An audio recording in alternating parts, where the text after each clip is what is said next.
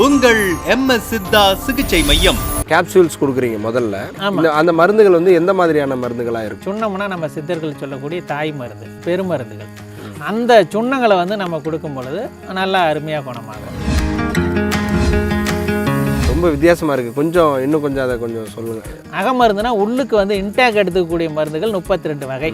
புற மருந்துகள்னால் வெளியில் நம்ம வந்து எக்ஸ்டர்னல் பயன்படுத்தக்கூடிய மருந்துகள் 32 வகை. 2 ஸ்டேஜ் தாண்டாமல் ஸ்ட்ரெயிட்டாக போய் வேலை செய்யும். நம்ம சித்த மருத்துவத்தில் இவ்வளவு விஷயங்கள் இருக்குது. பஸ்பத்தை வந்து தேனில் சாப்பிட்டா ஒரு வேலை பார்க்கும், நெய்யில் சாப்பிட்டா ஒரு வேலை பார்க்கும். அந்த செந்தூரத்தை நீங்கள் நெய்யில் சாப்பிட்டீங்கன்னா ரத்த நாளங்களில் வேலை பார்க்கும். அதுவே நீங்கள் தேனில் சாப்பிட்டீங்கன்னா ரத்தத்தில் வேலை பார்க்கும். இங்கே நான் வர்றப்போ ஒரு வாரம் இங்கே அதுக்கான வசதிகளை உங்களால் பண்ணி கொடுத்து சரி பண்ணி கொடுக்க முடியுமா? 15 நாளைக்கு நம்ம அதுக்கு உண்டான மெடிசன்ஸு ஒரு 5-6 வகையான மெடிசன்ஸ் கொடுப்போம். அது எப்படின்னா கேப்சூல்ஸ் கொடுக்குறீங்க முதல்ல, அதுக்கப்புறம் அது வந்து வலி சரியாகுது, அதுக்கப்புறம் மருந்துகள் கொடுக்குறீங்க. அந்த மருந்துகள் வந்து எந்த மாதிரியான மருந்துகளாக இருக்கும்? இப்போ வந்து நம்ம கருணக்கிழங்கில் வந்து பார்த்திங்கன்னா லேகியம் பண்ணுறோம். அதே மாதிரி வந்து பார்த்திங்கன்னா துத்தநாகத்தில் வந்து பார்த்திங்கன்னா நாக சுண்ணம்னு பண்ணி, சுண்ணம்னா நம்ம சித்தர்கள் சொல்லக்கூடிய தாய் மருந்து. அதாவது பார்த்திங்கன்னா சுண்ணம்னா வந்து பார்த்திங்கன்னா அது பெருமருந்துகள். அந்த சுண்ணங்களை வந்து நம்ம கொடுக்கும் பொழுது நல்லா அருமையாக குணமாகும். ஓகே, அது ரொம்ப வித்தியாசமாக இருக்குது. இன்னும் கொஞ்சம் அதை கொஞ்சம் சொல்லுங்கள். இல்லை, சித்த மருத்துவத்தில் வந்து பார்த்திங்கன்னா அகமருந்து 32, புறமருந்து 32. அகமருந்துனா உள்ளுக்கு வந்து இன்டேக் எடுத்துக்கக்கூடிய மருந்துகள் 32 வகை. புறமருந்துகள்னால் வெளியில் நம்ம வந்து பயன்படுத்தக்கூடிய எக்ஸ்டர்னல் பயன்படுத்தக்கூடிய மருந்துகள் 32 வகை. இப்போ இந்த வெளியில் பயன்படுத்துறது தான் நம்ம வந்து பார்த்திங்கன்னா ஆயில், பட்டி போடுறது, ஒத்தடம் கொடுக்கறது, அட்டை விடும் முறையெல்லாம் இருக்குது. இந்த மாதிரி 32 வகை இருக்குது. இப்போ உள்ளுக்கு பயன்படுத்துறது வந்து பார்த்திங்கன்னா சூரணம். இப்போ நீங்கள் சூரணம்னா கடையில் பார்த்துருப்பீங்க, அமுக்கரா சூரணம், திரிபுலா சூரணம், இது மாதிரி. அப்போ அந்த சூரணங்கள். அதுக்கப்புறம் பார்த்திங்கன்னா கஷாயம்னா வந்து கொதிக்க வச்சு அதை வந்து கஷாயம் போட்டு குடிக்கிறது.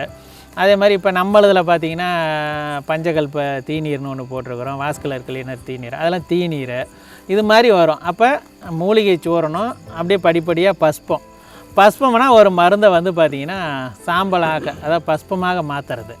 அது வந்து பார்த்திங்கன்னா விபூதி மாதிரி இருக்கும். அது ஒரு ஸ்டேஜ். அந்த ஸ்டேஜில் வந்து அதை கொண்டு வருது பஸ்பம். அதுக்கப்புறம் செந்தூரம் அடுத்த ஸ்டேஜ். செந்தூரத்துலேருந்து வந்து பார்த்திங்கன்னா அதுக்கப்புறம் வந்து பார்த்திங்கன்னா சுண்ணம். இப்படி ஸ்டெப்பாக போவோம். மருந்தே வந்து பார்த்திங்கன்னா ஒரு சூரணத்துக்கு ஒரு 6 மாதம் அதனுடைய எக்ஸ்பிரி. 6 மாதம் to 1 வருஷம் வச்சுக்கிட்டோம்னா பஸ்பம் செந்தூரத்துக்கெலாம் ஒரு 500 வருடம் 1000 வருடம் வச்சுருந்தாலும் ஒன்றாகாது. அதுக்கப்புறம் தன்மை மாறாது. அது வந்து இன்னும் வீரியமாக தான் மாறும்.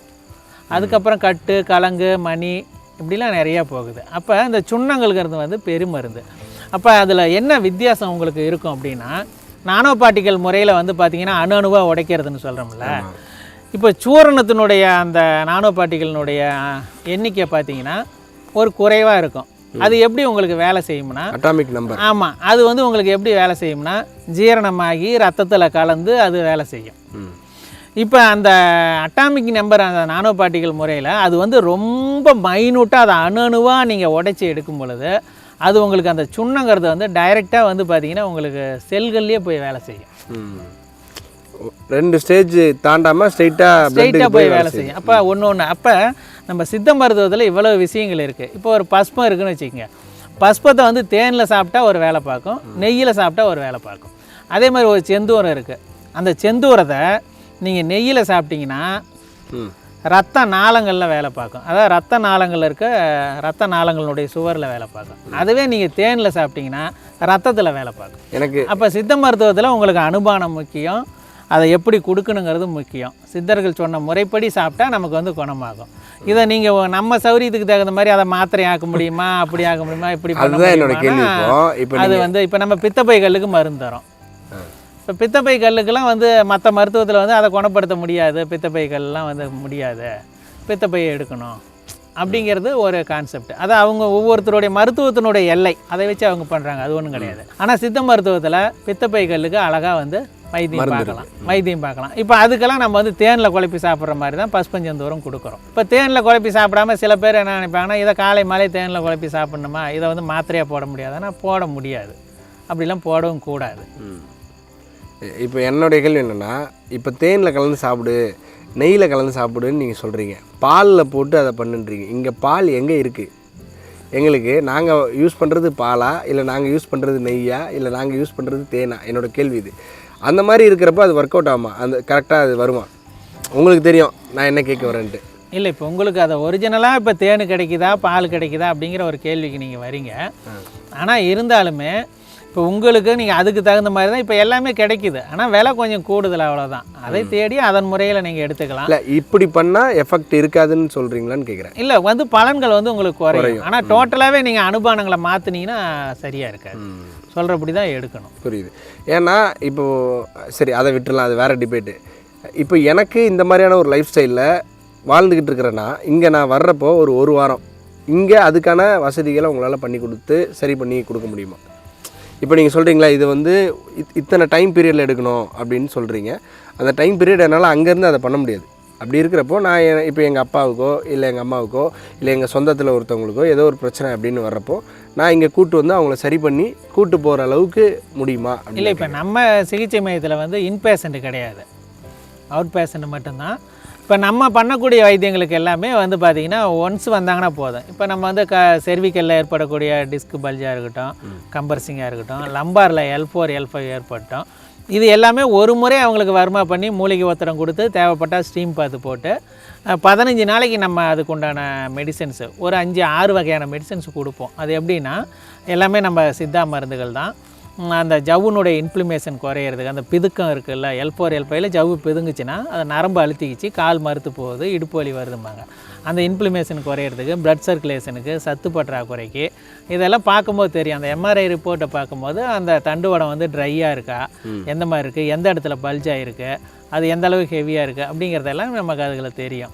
அதுக்கு தகுந்த மாதிரியான மருந்துகளை கொடுத்து முடிஞ்ச அளவுக்கு சித்தாவில் வந்து வாதத்தை பெயின் மேனேஜ்மெண்ட் பண்ணுற அளவுக்கு சித்தாவில் சில மருந்துகள்லாம் கொடுத்து மேலே போகிறதுக்கு ஒரு தைலமும் கொடுத்து அவங்கள ஃபாலோ பண்ண சொன்னால் கட்டாயமாக வந்து அவங்களுக்கு எவ்வளோ ஃபாஸ்ட்டாக ரெக்கவரி ஆகுங்கிறத அவங்களே சொல்லுவாங்க. ஏன்னா ஏற்கனவே நம்மக்கிட்ட வந்து குணப்படுத்திக்கிட்டு போனவங்களாம் ரிவ்யூ கூட கொடுத்துருக்காங்க, வீடியோ கொடுத்துருக்காங்க, ரொம்ப அருமையாக குணமாகும். முதுகு வலி பிரச்சனைகளை சரி பண்ணலாம். அந்த பல்ஜ் ஆகுறது ஏன் ஆகுதுன்னு சொல்லுவீங்க? அதுக்கப்புறம் அடுத்தது 2 வீலரில் போய் விழுந்துருவாங்க, அப்போ ஒரு அடிபட்டிருக்கும். ரொம்ப இயக்கமே இல்லாமல் உட்காந்தே இருக்கிறவங்களுக்கு வரலாம். சத்து பற்றாக்குறை, விட்டமின் மினரல்ஸ் பத்தலை, அதனால் வந்து அவங்களுக்கு செயல்பாடு குறையும்.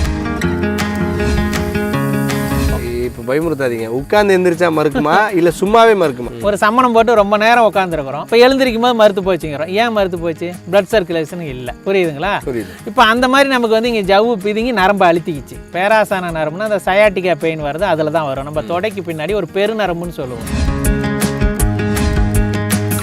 கஷ்டமான விஷயம் இல்லை, ஆனால் மக்கள் வந்து அந்த கஷ்டத்தோடையே இப்போ எப்போ முடியலையோ அப்போ தான் இவங்க வந்து மருத்துவத்தை நோக்கி போகிறாங்க. அதுதான் மக்கள்கிட்ட பண்ணுற மிகப்பெரிய தவறு. நீங்கள் எந்த இடத்துல ஒரு இடத்துல ஜவ்வு பிதுங்கினாலும் அடுத்த இடத்த சில மாதங்கள்லேயோ சில வருடங்கள்லேயோ கழுத்துக்கு வந்து பிரச்சனை வந்து.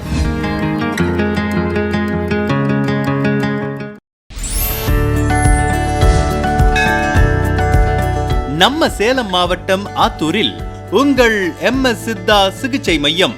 தண்டுவட பிரச்சனைகள், கழுத்து வலி, தோள்பட்டை வலி, முதுகு வலி, இடுப்பு வலி, சயாட்டிக்கா நரம்பு வலி, மூட்டு வலி, முழங்கால் வலி, குதிகால் வலி, முடக்குவாதம், சிறுநீரக கல், பித்தப்பை கல், தோல் நோய்கள், தைராய்டு, மூலம், ஆண்மை குறைவு மற்றும் அனைத்து நாட்பட்ட நோய்களுக்கும் MS சித்தா சிகிச்சை மையம். இடம் MS சித்தா சிகிச்சை மையம், அகத்தியர் தோட்டம், அரசு மேல்நிலைப்பள்ளி அருகில், கல்பகனூர், ஆத்தூர், சேலம் 636109. தொடர்புக்கு 9952831756. ஆன்மீகம், சித்த ரகசியங்கள், மருத்துவ குறிப்புகள் அனைத்தும் தெரிந்து கொள்ள சப்ஸ்கிரைப் செய்து கொள்ளுங்கள் MS சித்தா யூடியூப் சேனல்.